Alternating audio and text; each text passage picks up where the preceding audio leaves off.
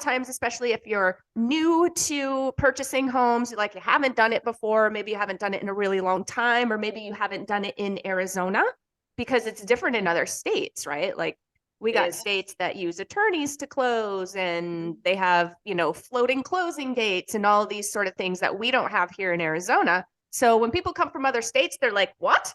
What's this? Like the wild, wild west. But we have this document that I know both Dana and I share pretty much on a daily with our clients because it is basically a one-stop shop of everything that you need to know about buying real estate, right, Danes? It is. It's really designed to make the purchase of your home as smooth as possible. Yeah.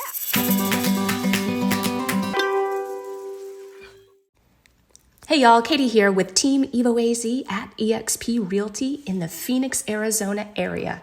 Welcome to our show, Real Estate Fitness, where we keep your real estate muscle strong by sharing tips and tricks to help you navigate the real estate world. Enjoy the show. Well, hey everybody, and hey Dana, we are back with another episode of Real Estate Fitness, where we keep that real estate muscle strong. Very strong. Good to see everybody and everybody listening. We're excited to share what we're talking about today. Yeah, this is an important one. I mean, we could probably say that before every episode, of course, but this is an important one, guys, because a lot of times, especially if you're new to purchasing homes, like you haven't done it before, maybe you haven't done it in a really long time, or maybe you haven't done it in Arizona because it's different in other states, right? Like we got states that use attorneys to close and they have, floating closing dates and all these sort of things that we don't have here in Arizona. So when people come from other states, they're like, what? What's this? Like the wild, wild west. But we have this document that I know both Dana and I share pretty much on a daily with our clients because it is basically a one-stop shop of everything that you need to know about buying real estate, right, Danes? It is. It's really designed to make the purchase of your home as smooth as possible. Yeah, I mean, as smooth as it can be. We always like to throw that disclaimer out there. We do our very best to make it fun and exciting and the least amount of stress possible, but let's just call a spade a spade. It is one of the most stressful things in life. It really and truly is. So we have to, set our expectations appropriately. Hey, we're going to have some stuff that's probably going to, make us want to nail bite a little bit. But this document, just like Dana said, really, really helps you put things in perspective. It really teaches you absolutely everything that you ever wanted to know about buying real estate here in Arizona. So Dana, when does this form come into play for you?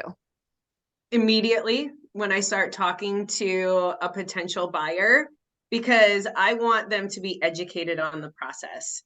Because like you said, the more educated someone is, the smoother and more fun the transaction is for buyers. So absolutely. And it's nice to know what to expect, right? I mean, like you're driving down the road and this is why I love GPS, because it's nice to know when to expect that turn, to turn right or to go straight, or whatever it is. Like it's nice to know if there is a traffic jam ahead, whatever. Like it's just nice to know what to expect, even though you're going to have to go through that anyway.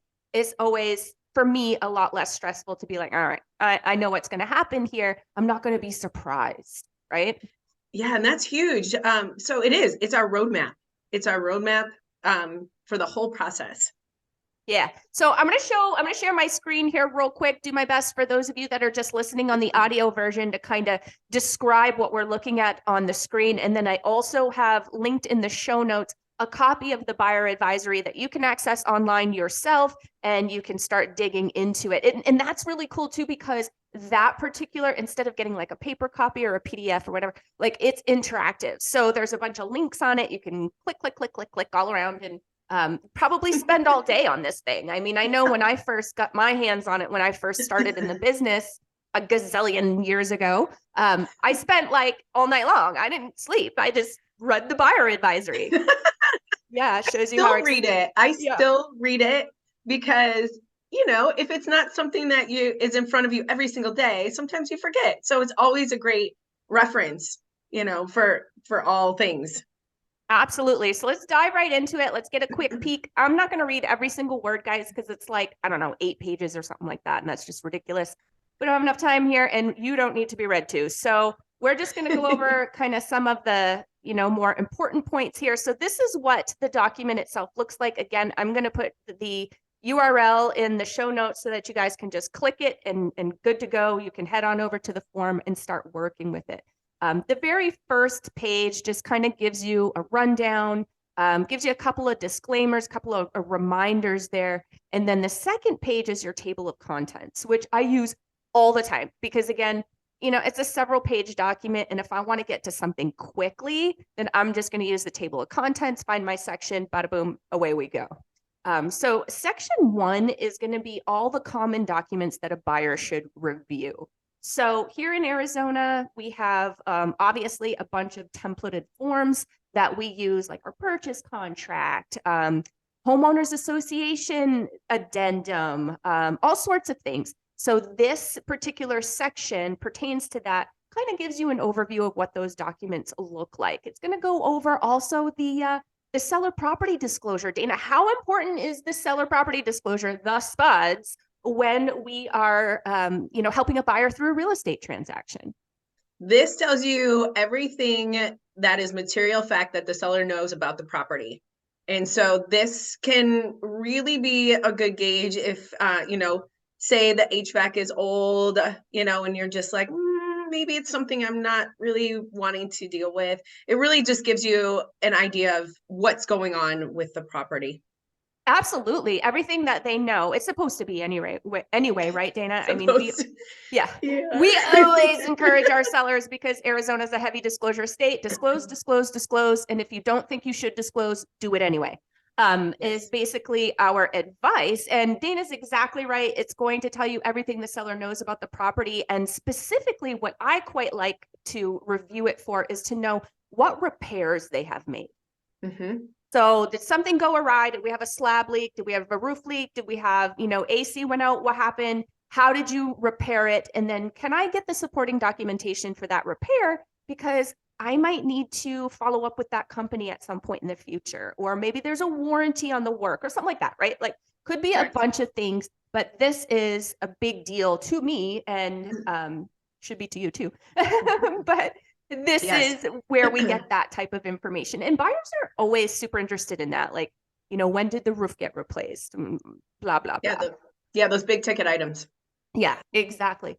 Section number 2 is one of Dana's favorites, I know, because she loves inspections, but it's the common physical conditions in the property that a buyer should investigate, right? So typically what we get if you're in like just a normal typical contract, it's usually the first 10 days that you're under contract that you have to investigate anything and everything about the property.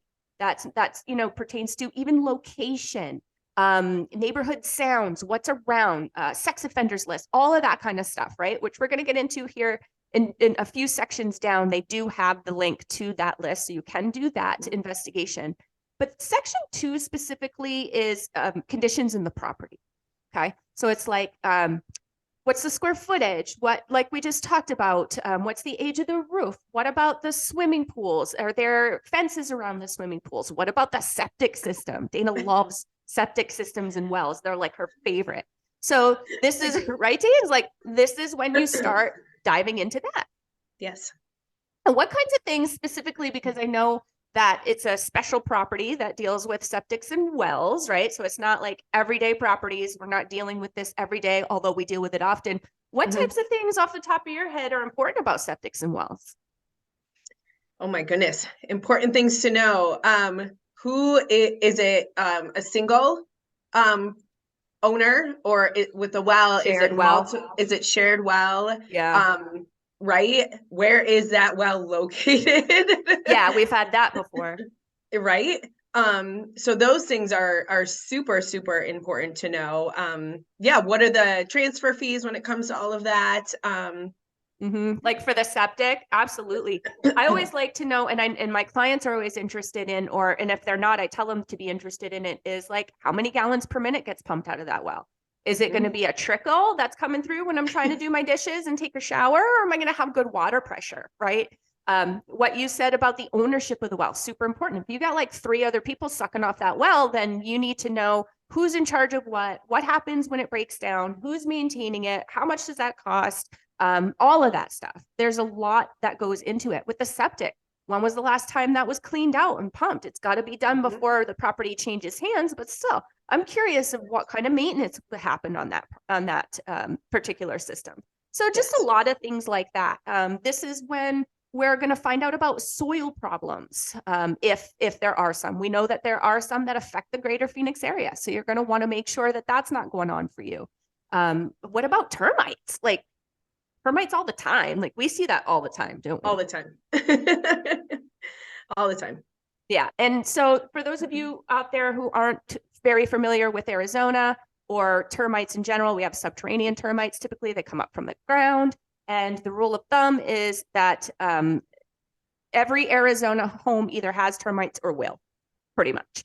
It's pretty common, and it's got to be left alone for a bit of time in order to do any real damage. So I know that in other states, that's a bit different. And I have buyers every once in a while that really freak out about termites. But unless it's been left there to sit and, that infestation's been left there for a while, you're probably going to be okay with the treatment. Usually get a warranty, good to go. Exactly. Section 3, conditions affecting the area surrounding the property that buyers should investigate. So this is around the property, right? Like, what's going on? Are there any environmental concerns? Are there any Superfund sites? Superfund sites, I bet, is a word or a term that you haven't heard since real estate school, because we don't really deal with them much because we don't really have Superfund sites where we work. There are a couple, but it's not, super prevalent in what we do every day, but that's something to be concerned about. What are the crime statistics? Now, we know every place is going to have crime. Like, the little teeny weeny town that I come from in little tiny New Hampshire, northern New Hampshire, of 7,000 people, like, unfortunately just had a murder a couple of weeks ago. Like, it happens. Okay? You don't think that it's going to around you or, whatever, but it does. And some people get really freaked out when they look at the crime stats and they're like, oh my gosh, there was a burglary, a couple of streets away. It happens, and it happens no matter what area you're in. So keep that in mind. Obviously, if there's a ton of crime happening and it's just really uncomfortable for you, that's something that, obviously it's a decision that you need to make, but do keep in mind that there is crime happening everywhere. Correct. That's also where the sex offender list is. You can get information on schools, things like that. Yes, ma'am. There are a couple of other ways that you can investigate the neighborhood, and that's what Section 4 goes over. So things like driving around the neighborhood, which I think is super important. I tell all my buyers to do, like, come certain times of night, sit in front of the house in your car, see what's going on, see what, the activity is, see how quiet or how loud, whatever, and see what you're comfortable with there. Then also talk to neighbors. You can find out a lot by talking to neighbors. Neighbors love to share about their neighborhood. They sure do. They sure do. Sometimes overshare. Sometimes you're like, we didn't need to know that, but thank you. Appreciate it. And then we have Section 5, which is your resources. That's going to be your market conditions advisory, which is another document that you'll see when you do get your contract together and you do place an offer. It's going to go over the fair housing and disability laws, wire fraud, information about Arizona government and state agencies, things like that is going to be your Section 5. So that's basically the overview. Now that we're out of like the table of contents, we start to get into these particular sections, right? And so I'm not going to go over them all, but I wanted to show you just in Section 1 here, check it out. Like, here's where the links are. And you can totally dive down the rabbit hole. Like I said, I stayed up all night long when I first got a hold of this form. I really, truly did. It was like 4 in the morning, and I was like, I gotta go to bed. I can't keep looking at this. But you can click on all of these links and really dive into these particular points and these different things to investigate. So that is the Arizona Buyer Advisory. The link that I send you will be straight from AAR themselves. And so every time they have updates, which, they'll update the document here and there, you should be able to access the most recent copy. Yeah, the most recent copy there. But yeah, so that's it. So beware, be advised, be educated, and move on, because now's the time. I mean, We are working with so many buyers right now. It's awesome. It's so great. And again, we really want to educate to the best of our ability, and this helps us do that. Absolutely. And we have over 1,000, most of them are educational, videos over on our YouTube, guys. So that is at Team EvoAZ. That is our handle on YouTube. Check us out there. Scroll down just a little bit if you want to check out the real estate fitness playlist. Dana and I have a bunch of stuff. Dana's got a Tip Tuesday playlist. Matt and I, my husband and I, we've got a monthly market update with Ryan the lender. Like there is just so much content, so much information being pumped through that YouTube channel. Go and check it out. It's really everything that you need to know about Arizona real estate. And then if you're more of the audio version, maybe you hike a lot, bike a lot, run a lot, and you're like, I can't watch videos all the time. Hop on over to your favorite podcast platform. Check out Arizona Real Estate Radio. That is our channel, and all of our shows are pumped through that channel. So click on the little bell or whatever it is on your platform that gets you the notifications, download the episodes, subscribe to our channel, do us a favor, and you will then be notified every time we drop another nugget of truth and information about the Arizona real estate market. How was that? All right. That was amazing. It's almost like I planned it. I think you did. All right, Dana, thank you so much for being with us this month. Thank you all out there. And we hope you enjoyed the Arizona Buyer Advisory. Bye, guys. See you next month.